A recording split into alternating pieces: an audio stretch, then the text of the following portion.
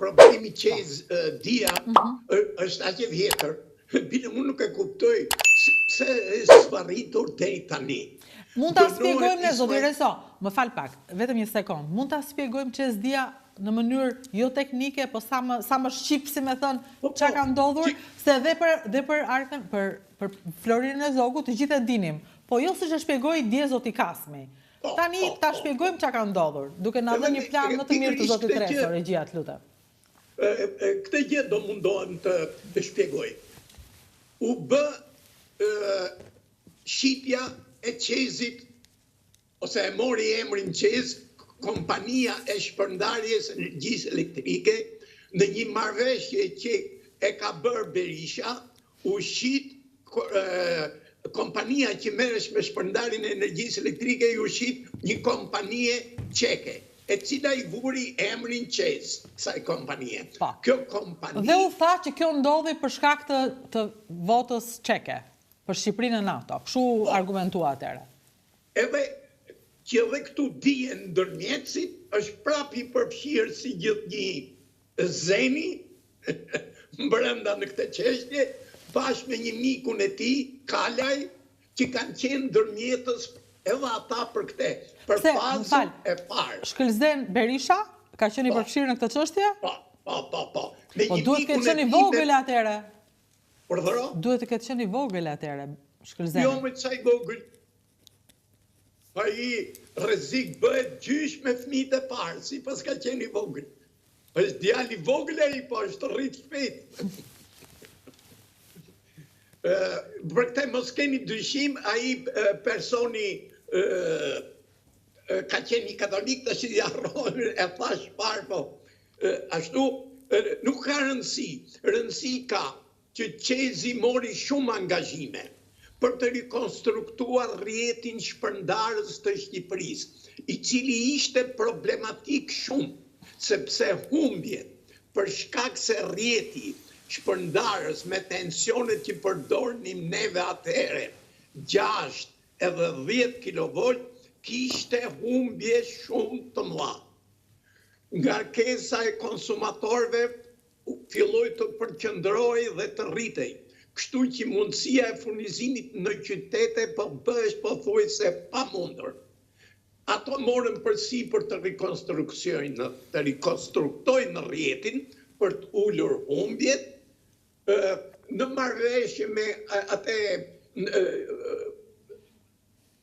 zyrën që kishim ne për përcaktimin e çmimit të energjisë me lloj-lloj dallavere që bënim ato, caktohej çmimi çdo vit, qezi mori përsipër të bënte investimet e nevojshme, filloi të bënte mjaft investime, bëri edhe një gjë që I rriti rrogën atyre punojësve, edhe kështu sikur pat një paraopi, po ç'ndodhte? Krahas investimeve që ato bën, krahas dhe disa arktimeve që filluan të marrin. Që filloi të marrë shteti. Po, në shumë zona të Shqipërisë nuk pagonin energjinë elektrike. Në Shkodër, po ti thoje pagoni energjinë, e di Bac Berisha punën ne jemi demokrat. Nuk paguajmë. Paguajnë energji elektrike. Shumë e bukur. E vërtet në fakt ka qenë në Shkodër një kohë, ne jemi demokrat, nuk paguajmë. Po tani paguajmë? Tani paguajnë se I presin energjinë, po se paguajnë energjinë. Kështu që u kriju krahas të ardhurave që merrin në Tiranë, Durrës e Kutium, bën dhe mjaft përmirësime të rrjetit. Duhet të themi atë që është bërë, domethënë, bën goxha investime, por problemi që deficiti nga mos grumbullimi I parave në shumë zonat Shqipërisë dhe në konsumator të veçantë. Vjedhjet përsëri që bëheshin ndërmjet punojësve të keqin dhe njerëz dhe atyre sipërmarrësve që konsumonin sasi të mëdha energjie.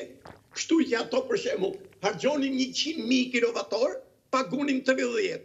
Të gjitha këto krijuan një deficit shumë të madh në bilancin e qezit, sepse qezi energjinë e blende nga korporata elektroenergjitike, kështu që ishte debitor kundrejt korporata. Kështu që erdhi një moment që ato detyrimisht do falimentonin.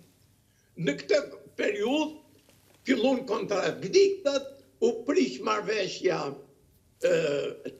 e qezit me korporatën ashtu, erdhi në fuqi socialistët, me thënë të drejtën aty, fillon të merren më seriozisht me problemin e energjisë, se ishin humbjet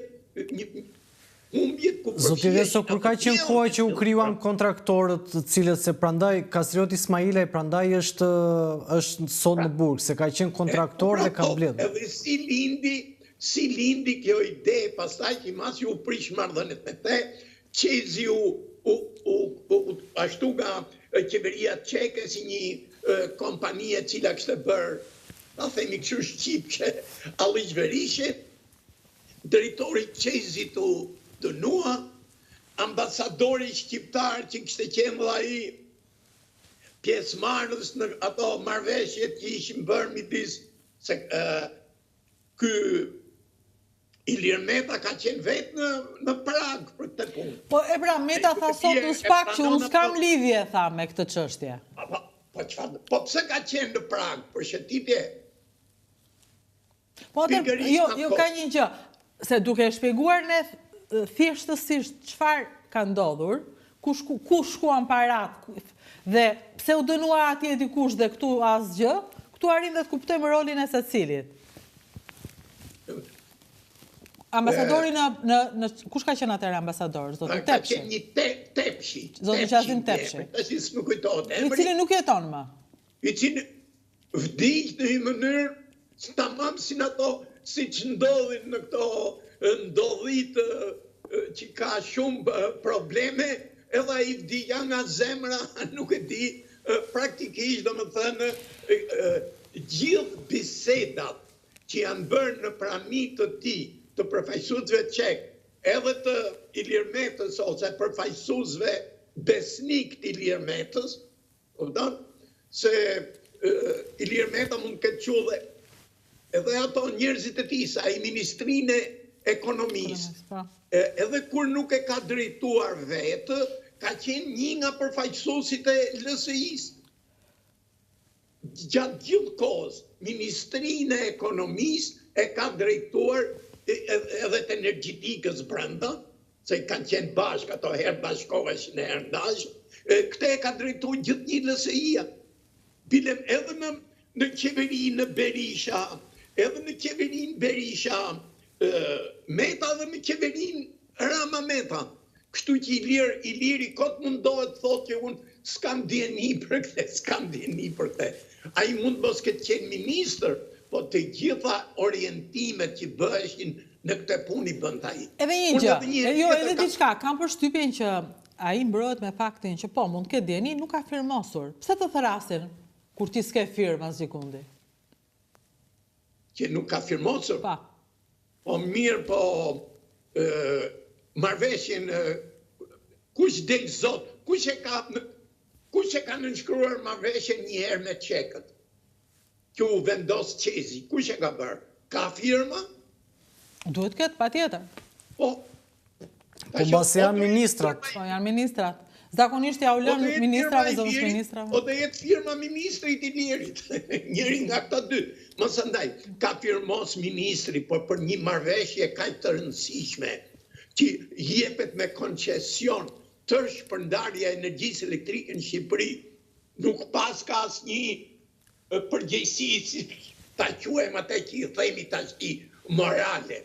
Mund të bënte ministri ai profesori anglisht, se dhe po çështja është për përgjegjësi ligjore, se morale pastaj secili mund ta interpretojë në mënyrën e dur, po për çështja është për ta kapur me përgjegjësi ligjore. Një ministër, si është e mundur? Një ministër profesor anglisht, është bërë ministri i energjetikës.